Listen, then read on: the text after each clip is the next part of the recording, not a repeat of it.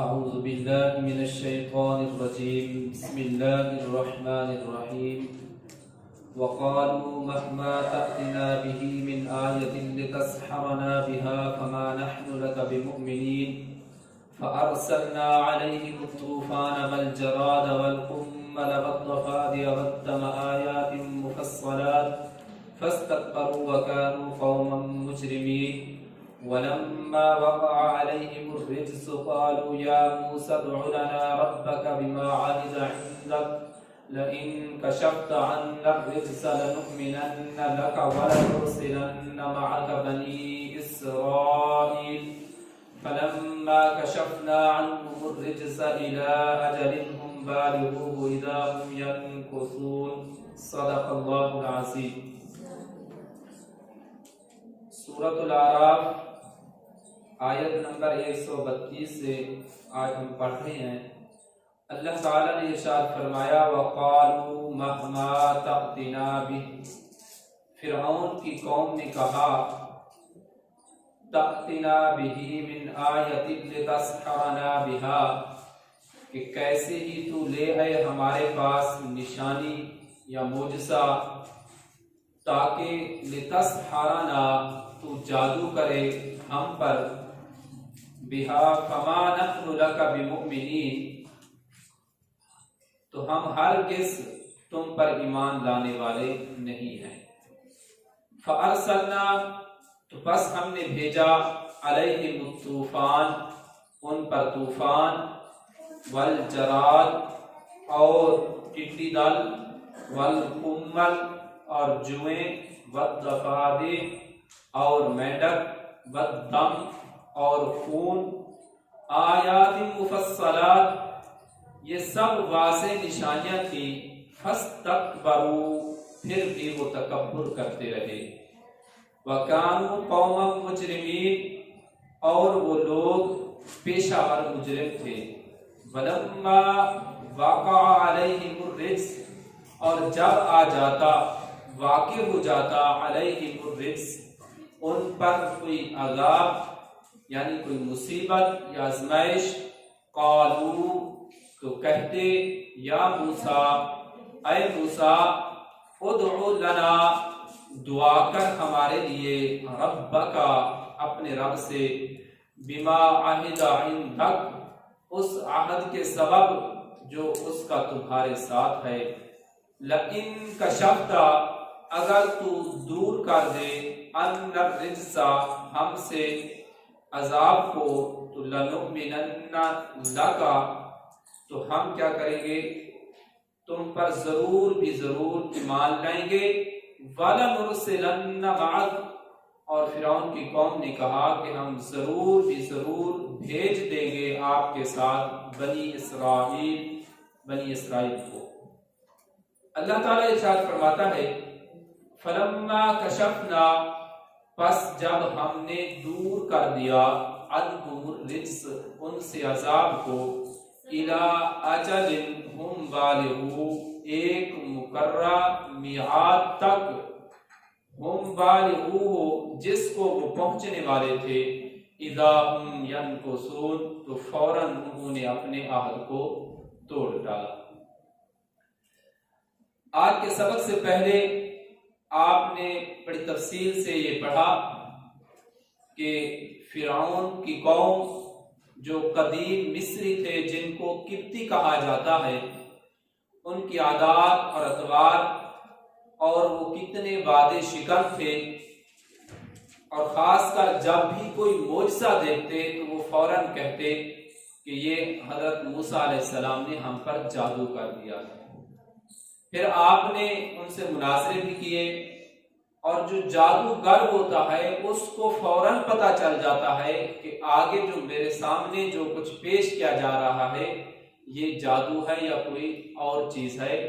یہی وجہ ہے کہ جب حضرت موسیٰ علیہ السلام نے اپنا معجزہ پیش کیا تو جادوگروں کی جو خود جماعت تھی ان کو یقین ہو گیا تھا کہ یہ جادو نہیں ہو سکتا، یہ جادو نہیں ہو سکتا.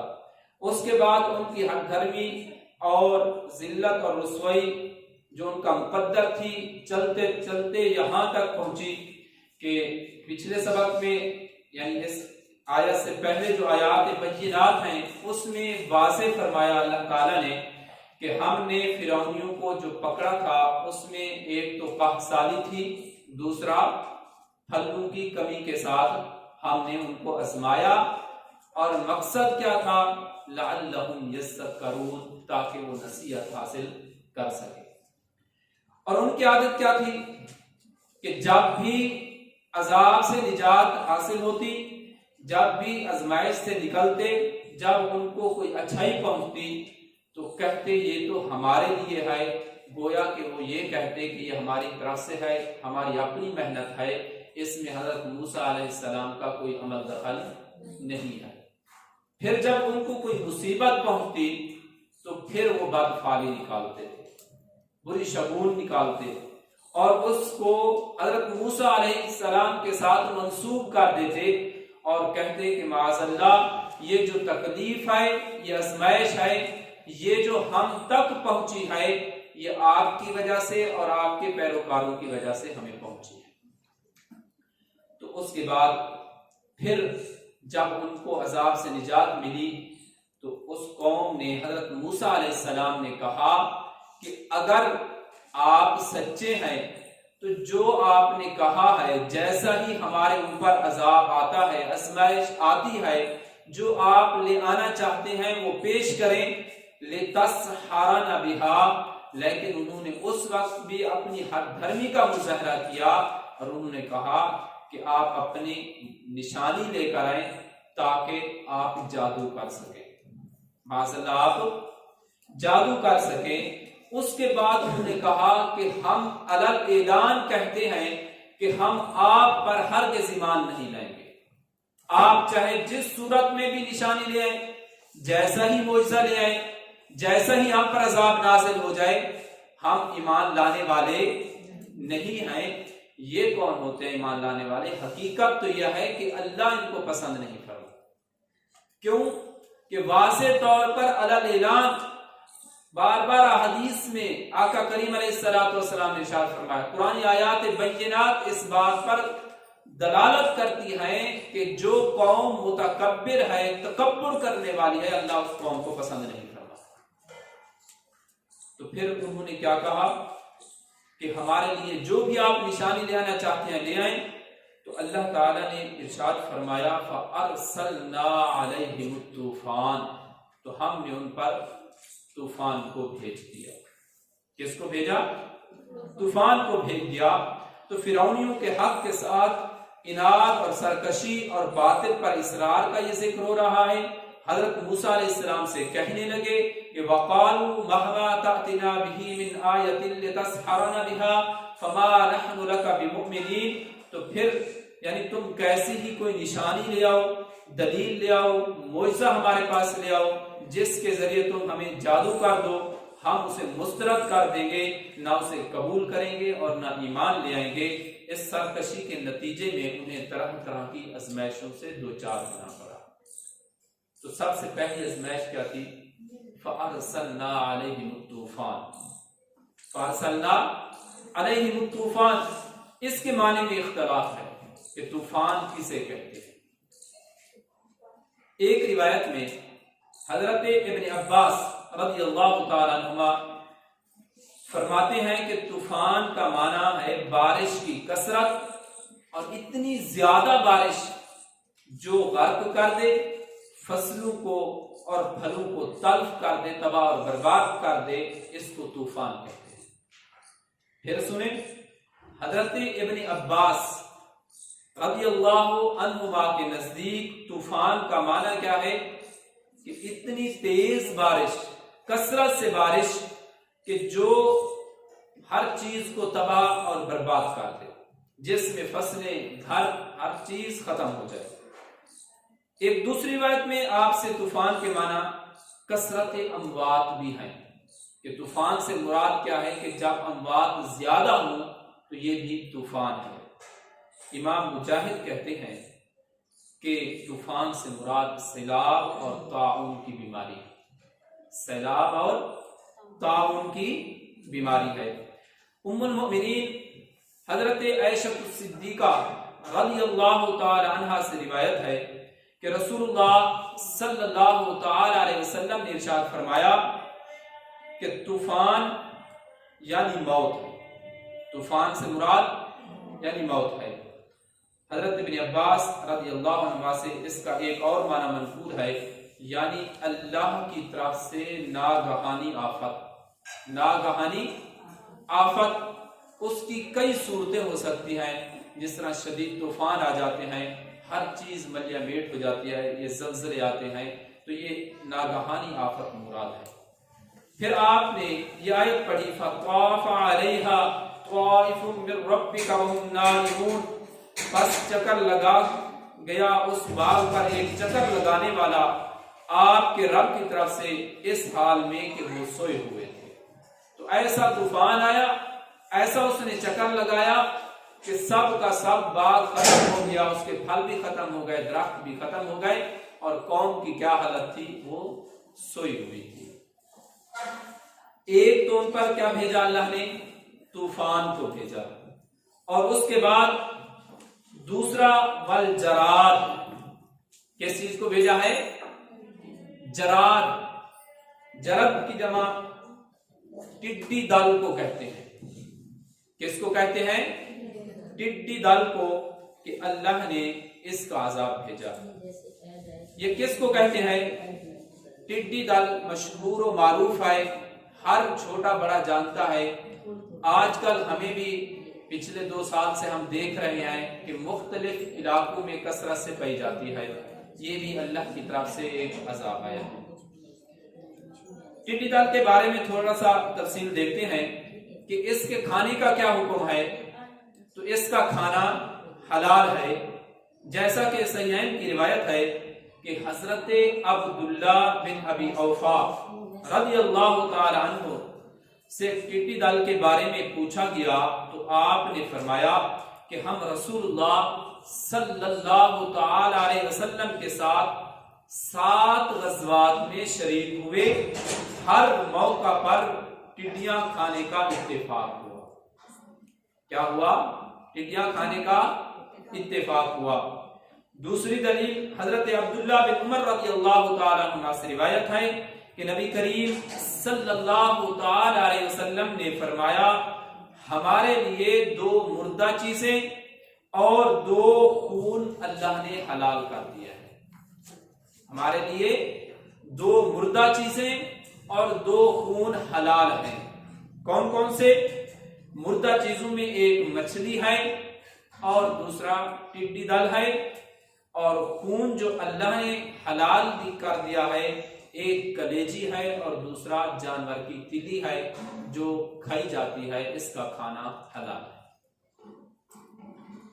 تیسری دلیل رسول اللہ صلی اللہ تعالی علیہ وسلم سے ٹڈی دل کے بارے میں دریافت کیا گیا، تو آپ نے فرمایا یہ اللہ تعالی کا سب سے زیادہ لشکر ہے، بڑا لشکر ہے، نہ میں اسے کھاتا ہوں اور نہ اسے میں حرام قرار دیتا ہوں۔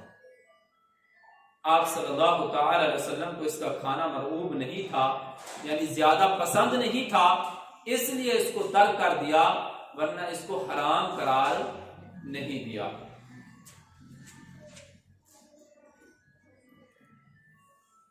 اس کے بعد حضرت عمر فاروق رضی اللہ تعالیٰ عنہ سے ایک دلیل ملتی ہے کہ آپ یعنی حضرت عمر فاروق رضی اللہ تعالیٰ عنہ ٹڈی دل کو بڑے شوق سے کھاتے تھے۔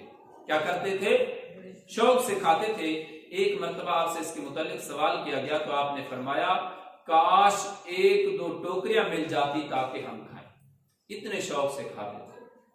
ایک اور دلیل حضرت انس بن مالک سے روایت ہے، فرماتے ہیں کہ ازواج مطہرات رضی اللہ عنہن پلیٹیں بھر بھر کر ٹڈیاں ایک دوسرے کو تحفہ بھیجا کیا کرتی تھی۔ تو یہ دلیل ہے اس بات پر کہ حلال بھی تھی، اور اس کو بعض صحابہ اور بعض صحابیات اور ازواج مطہرات رضی اللہ عنہم و عنہن اجمعین پسند بھی کیا کرتے تھے۔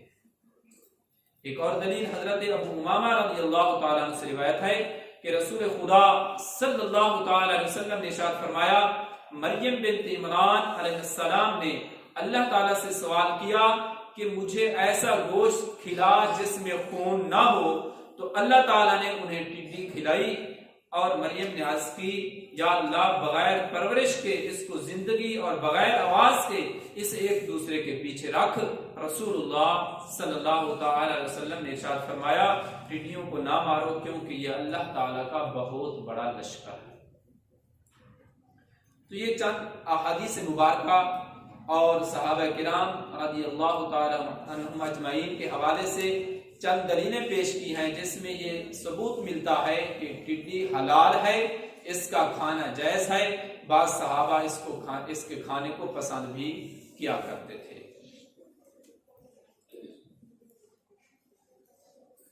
اور یہاں پر یہ بھی عرض کرتا چلوں کہ ٹڈی کس سے پیدا ہوئی ہے، یہ اولاد کس کی ہے، یہ پیدا کہاں سے ہوئی ہے؟ تو اس کے بارے میں کہ جب رسول اللہ، حضرت جابر رضی اللہ تعالیٰ عنہ سے روایت ہے کہ جب رسول اللہ صلی اللہ تعالی علیہ وسلم جراد کے لیے بد دعا کرتے تو یوں فرماتے اے اللہ ان کے بڑوں کو ہلاک کر دے، چھوٹوں کو قتل کر دے، ان کے انڈوں کو تباہ کر دے، ان کی نسل کو قطع کر دے، اور ہمارے اسباب معیشت اور ارزاق سے ان کے منہ بند کر دے، تو ہی دعاؤں کو سننے والا ہے۔ حضرت جابر رضی اللہ عنہ نے عرض کیا رسول اللہ صلی اللہ تعالی علیہ وسلم کیا آپ خدائی لشکر کے لیے قطع نسل کی بد دعا کر رہے ہیں؟ تو آپ صلی اللہ تعالی علیہ وسلم نے ارشاد فرمایا کہ یہ سمندر کی مچھلیوں کی اولاد ہے، سمندر کی مچھلیوں کی اولاد ہے۔ تو گویا کہ آپ صلی اللہ علیہ وسلم نے ارشاد فرمایا کہ میں ان کی قطع نسل کی بد دعا نہیں کر رہا، کیونکہ ان کی نسل کہاں سے شروع ہوتی ہے؟ مچھلیوں سے شروع ہوتی ہے، اور مچھلیوں کے لیے تو بد دعا نہیں فرمائی۔ ٹڈی دل اگر زیادہ ہو جاتی ہے عذاب کی صورت میں تو پھر اس سے بچنے کی دعا اللہ سے کی جاتی ہے، اور جس چیز کا عذاب ہو اس کے ختم ہونے کی دعا اللہ کے بارگاہ میں کی جاتی ہے۔ یہ کیسے پیدا ہوتی ہے؟ زیاد کہتے ہیں کہ انہیں ایک شخص نے جس نے اپنی آنکھوں سے ٹڈیوں کو مچھلیوں سے پیدا ہوتے ہوئے دیکھا ہے، بتایا کہ مچھلیاں جب ساحل سمندر کے کنارے کے قریب انڈے دیتی ہیں اور ساحلی پانی خشک ہو جاتا ہے، تو جب اس پر دھوپ پڑتی ہے تو پھر ان انڈوں سے ٹڈیاں نکل کر اڑنے لگ جاتی ہیں۔ کیا ہوتا ہے کہ جب مچھلیاں ساحل سمندر یعنی سمندر کے کنارے کے قریب اپنے انڈے دیتی ہیں، پھر وہ پانی خشک ہو جاتا ہے، تو پھر خشکی کے بعد جب ان پر دھوپ پڑتی ہے انڈوں پر تو ان سے جو چیز پیدا ہوتی ہے وہ ٹڈیاں ہیں، پھر وہ انڈوں سے نکل کر اڑنا شروع کر دیتی ہیں، پھر لشکروں کی شکل اختیار کر لیتی ہیں۔ اللہ تعالیٰ نے کیا ارشاد فرمایا؟ فَأَرْسَلْنَا عَلَيْهِمُ الطُّوفَانَ وَالْجَرَادَ۔ جراد کی ہم نے تفصیل دیکھی کہ کسے کہتے ہیں، اس کا حکم کیا ہے، اس کے بعد فرمایا والقمل۔ کیا فرمایا؟ والقمل۔ قمل کسے کہتے ہیں؟ حضرت ابن عباس رضی اللہ عنہ کے نزدیک وہ گھن ہے اور سسری ہے جو گندم کو لگ جاتی ہے۔ گندم آپ نے دیکھا کہ اس میں گیلا پن پیدا ہو جاتا ہے، سمائل پیدا ہو جاتی ہے، بدبو پیدا ہو جاتی ہے، کھانے کے لائق نہیں رہتی، اور سسری ایک چھوٹا کیڑا ہے جو اس کو کھانا شروع کر دیتا ہے۔ اور آپ سے یہ بھی منقول ہے کہ اس کا معنی چھوٹی چھوٹی ٹڈیاں ہیں۔ ایک بڑی ٹڈیاں جو اڑ رہی ہوتی ہیں، جو چھوٹی چھوٹی ہوتی ہیں، ان کو کیا کہتے ہیں؟ قمل، جن کے پر نہیں ہوتے۔ حضرت حسن رحمۃ اللہ علیہ اور سعید بن جبیر رحمۃ اللہ علیہ کہتے ہیں کہ قمل چھوٹے چھوٹے سیاہ رنگ کے کیڑوں کو کہتے ہیں، چھوٹے چھوٹے سیاہ رنگ کے کیڑوں کو قمل کہتے ہیں۔ عبد الرحمن بن زید بن اسلم کے نزدیک اس سے مراد پسو ہیں۔ ابن جریر کہتے ہیں کہ قمل قملہ کی جمع ہے اور اس سے مراد چیچڑی کے مشابہ کوئی کیڑا ہے۔ یہ چیچڑ وغیرہ جو جانوروں کو لگتے ہیں، اس کے مشابہ ایک کیڑا ہے جس کو قمل کہتے ہیں۔ بعض اہل بصرہ کے نزدیک اس کا معنی چیچڑی ہے، یعنی وہ چیچڑا جو ہے کیڑا اسی کو ہی کمل کہتے ہیں، جو فرعون کی قوم پر، فرعونیوں پر عذاب نازل ہوا اللہ کی طرف سے طوفان کی صورت میں، اس میں ایک الجراد ٹڈی دل، والکمل دوسرا جوئیں جس کو کہتے ہیں، کھٹمل جس کو کہتے ہیں وہ، تیسرا والضفادع، کیا تھا؟ والضفادع کس کو کہتے ہیں؟ مینڈک کو کہتے ہیں۔ مینڈک کے بارے میں کیا ہے کہ اس کا عذاب نازل ہوا۔ اب مینڈک یہ ہے، یہ خشکی کا جانور تھا، خشکی میں رہتا تھا، اس نے اللہ کی رضا کے لیے، اللہ کی خوشنودی کے لیے جب فرعونیوں پر عذاب نازل ہوا تو اس وقت انہوں نے نہ آگ کی پرواہ کی نہ جلنے کی پرواہ کی، تو فرعونیوں کی ہانڈیوں میں چھلانگ لگائی، ان کے تنوروں میں چھلانگ لگا دی، تو اللہ تعالیٰ نے اس کو پھر پانی کی صورت میں یہ نعمت عطا فرمائی کہ گرمی سے ان کو ٹھنڈک عطا فرما دی ہے، گرمی سے ٹھنڈک عطا فرما دی ہے۔ اور عذاب اس کے بعد جو تھا وہ تھا والدم، خون کا عذاب تھا۔ کیا تھا؟ خون کا عذاب تھا۔ یہ مختلف قسم کے عذاب فرعونیوں پر نازل ہوئے۔ کب؟ جب فرعونیوں نے تکبر کیا، حق کا انکار کیا، اور انہوں نے عذاب کو طلب کیا اور علل اعلان کہا حضرت موسیٰ علیہ السلام سے کہ جو بھی آپ معجزہ لے کر آئیں گے، جو بھی نشانی لے کر آئیں گے، ہم اس کو رد کر دیں گے، ہم اس کو قبول کرنے والے نہیں ہیں، ہم ایمان لانے والے بھی نہیں ہیں۔ تو اللہ تعالیٰ نے ان کے جب انتہائی درجے کو ان کا تکبر پہنچا، انکار پہنچا، تو اللہ نے عذاب نازل کیا۔ اور جو جو چیزیں عذاب کی صورت میں نازل ہوئی ان کی تفصیل دیکھی۔ اب ہم اس طرف آتے ہیں کہ کس طرح اور کس نوعیت کا عذاب ان پر نازل ہوا۔ حضرت ابن عباس رضی اللہ تعالیٰ عنہ بیان کرتے ہیں کہ جب فرعون کی قوم نے یہ کہا کہ اے موسیٰ، آپ جب بھی ہمیں مسحور کرنے کے لیے، مسحور مطلب جادو میں مبتلا کرنے کے لیے کوئی نشانی لائیں گے تو ہم آپ پر ایمان لانے والے نہیں ہیں۔ اور حضرت موسیٰ علیہ السلام تیز مزاج تھے، اس وقت انہوں نے قوم فرعون کے خلاف دعائے ضرر کی، اے میرے رب، تیرا بندہ فرعون زمین میں بہت تکبر اور سرکشی کر رہا ہے، اور اس کی قوم نے تیرے عہد کو توڑ دیا ہے، میرے رب ان پر عذاب نازل فرما جو ان کے لیے عذاب ہو اور میری قوم کے لیے نصیحت ہو، میری قوم کے لیے کیا ہو؟ نصیحت ہو، اور بعد والوں کے لیے جو ان کے لیے عذاب ہو میری قوم کے لیے نصیحت ہو، تو بعد والوں کے لیے نشانی اور عبرت بن جائے۔ تو پھر اللہ تعالیٰ نے ان پر طوفان بھیجا، ان پر طوفان بھیجا، اور وہ زبردست طوفانی بارش تھی جس سے ان کے گھروں میں پانی داخل ہو گیا۔ بنو اسرائیل اور قبطیوں کے گھر ملے جلے تھے، یہ آپ نے تفصیل سے پڑھا ہے کہ اکٹھے بستیاں تھی، اکٹھے رہتے تھے۔ قبطیوں کے گھر تو پانی سے بھر گئے اور چھتوں تک پانی پہنچ گیا، حتیٰ کہ ان کی گردنوں تک پانی پہنچ گیا، ان میں سے جو شخص بیٹھتا وہ پانی میں ڈوب جاتا، اور بنو اسرائیل کے گھروں میں پانی کا ایک قطرہ بھی داخل نہیں ہوا۔ یہ ہے خدا کی قدرت کہ گھر بھی قریب ہیں، درمیان میں کوئی دیوار بھی نہیں ہے، کوئی رکاوٹ بھی نہیں ہے، لیکن وہی بارش ایک قوم کے لیے عذاب ہے اور جو فرما بردار قوم ہے اس کے لیے نصیحت ہے، اس میں کوئی عذاب نہیں ہے۔ پھر یہ عذاب ایک ہفتہ تک، ہفتے کے دن سے لے کر دوسرے ہفتے کے دن تک یہ جاری رہا۔ جب انہوں نے دیکھا کہ ہم تباہ اور برباد ہو رہے ہیں، کھیتی باڑی اور دیگر کوئی کام نہ کر سکے، تو پھر تب فرعون نے حضرت موسیٰ علیہ السلام سے کہا آپ اپنے رب سے دعا کیجئے کہ ہم کو اس بارش کے طوفان سے نجات دے دے، ہم کو اس بارش کے طوفان سے نجات دے دے تو ہم آپ پر ایمان لے آئیں گے اور آپ کے ساتھ بنو اسرائیل کو بھیج دیں گے۔ یہی تھا نا کہ حضرت موسیٰ علیہ السلام نے ان کو ایمان کی دعوت دی، اسلام کی دعوت دی کہ اسلام قبول کریں، اور دوسرا یہ کہ بنو اسرائیل جو غلامی کی زندگی بسر کر رہی ہے اس کو فرعون کی قوم حضرت موسیٰ علیہ السلام کے ساتھ بھیج دے۔ جب وہ عذاب میں مبتلا ہوئے، جب انہوں نے دیکھا کہ اب ہمارے بچنے کی کوئی صورت نہیں ہے، تو انہوں نے کیا کیا کہ انہوں نے کہا کہ آپ دعا کریں اللہ یہ عذاب ختم کر دے، ہم ایمان بھی لے آئیں گے اور بنو اسرائیل کو بھی آپ کے ساتھ بھیج دیں گے۔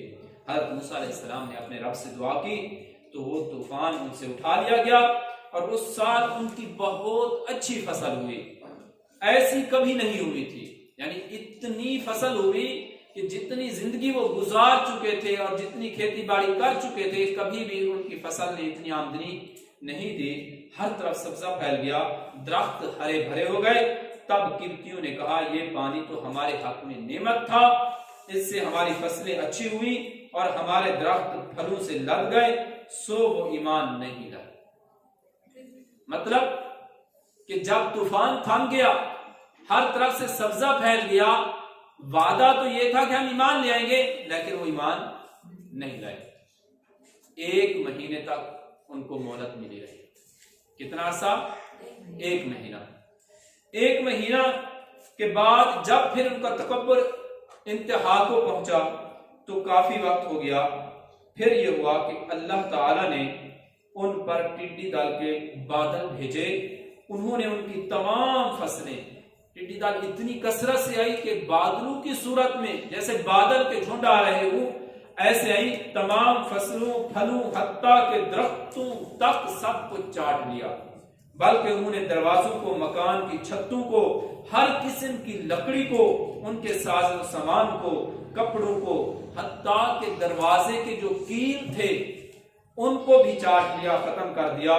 وہ ٹڈیاں ہر چیز کو کھا رہی تھی، ان کی بھوک ختم نہیں ہو رہی، اتنی کثرت سے تھی، اور سب کچھ سبزہ بھی کھا لیا اور لکڑیوں کو کھا لیا، کپڑوں کو کھا لیا، حتیٰ کہ لوہوں کے اور جو پکی چیزیں تھی، جو ایسی چیزیں جو کھانے کے قابل نہیں تھی، ان کو بھی کھا لیا۔